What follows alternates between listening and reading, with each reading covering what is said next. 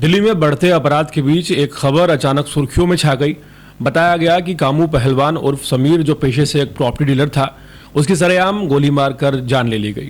पहली नजर में मामला किसी कारोबारिक रंजिश या आम अपराध वारदात जैसा लग रहा था, लेकिन यही कहा जा रहा था कि राजधानी में अब कोई सुरक्षित नहीं है।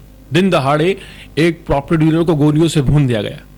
जैसे जैसे इस हत्याकांड की परतें खुलती गईं, यह कहानी पूरी तरह से पलट गई। जिस कामू पहलवान को लोग बेगुनाह शिकार समझ रहे थे, पीड़ित मान रहे थे, वो असल में इस खून खराबे की दुनिया का एक अहम किरदार निकला, एक नामी शूटर निकला।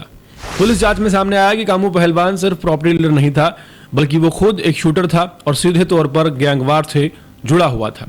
ये मामला शास्त्री पार्क इलाके से जुड़ा हुआ है, जो पहले से ही गैंगवार की गतिविधियों के लिए बदनाम इलाका है। यहाँ वासिम हसमत गैंग और हाशिम बाबा गैंग के बीच लंबे समय से दुश्मनी चल रही है। दिसंबर 2025 में वासिम हसमत की हत्या ने इस दुश्मनी को खुली जंग में बदल दिया।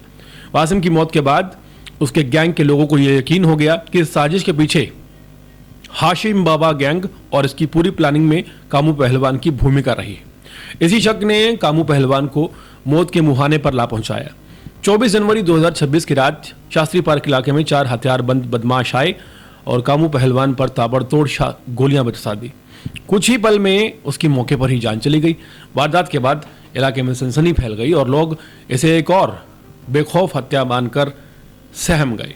लेकिन क्राइम ब्रांच की जांच ने इस पूरी वारदात की तस्वीर बदल के रख दी। पुलिस को पता चला कि कामू पहलवान खुद भी आपराधिक साजिशों में शामिल रहा है। वो हाशिम बाबा गैंग से जुड़ा हुआ था और वासिम हसमत की हत्या में उसकी भूमिका संदिग्ध मानी जा रही थी। यानी जिसे मारा गया वो सिर्फ पीड़ित नहीं था, बल्कि पहले से ही खून की इस जंग का एक बड़ा हिस्सा था। हत्या के बाद बदले की आग में वासिम हसमत गैंग के शूटर सक्रिय हो गए। सूचना के आधार पर पुलिस ने रोहिणी इलाके में जाल बिछाया और देर रात स्कूटी पर सवार 3 युवक रहमान, आदिल और मोहम्मद आयान पुलिस के हत्थे चढ़े। घेराबंदी होते देख उन्होंने पुलिस पर फायरिंग कर दी। जवाबी कार्रवाई में तीनों घायल हुए और मौके से ही गिरफ्तार कर लिए गए। पूछताछ में खुलासा हुआ ये तीनों कामू पहलवान की हत्या में शामिल थे। इनके पास से चार जो है सेमी ऑटोमेटिक पिस्टल, 11 जिंदा कारतूस, 6 खाली खोखे और एक चोरी की स्कूटी बरामद की गई है। इस खुलासे के बाद यह साफ हो गया कि ये कोई आम हत्या नहीं थी, बल्कि गैंगवार की एक कड़ी थी। पुलिस की दिल्ली की सड़कों पर जहां एक तरफ अपराध बढ़ रहा है, वहीं कामू पहलवान की कहानी ये दिखाती है कि यहाँ कई बार शिकार और अपराधी के बीच की रेखा जो है वो इतनी धुंधली हो जाती है कि सच सामने आने तक पूरी कहानी ही बदल जाती है।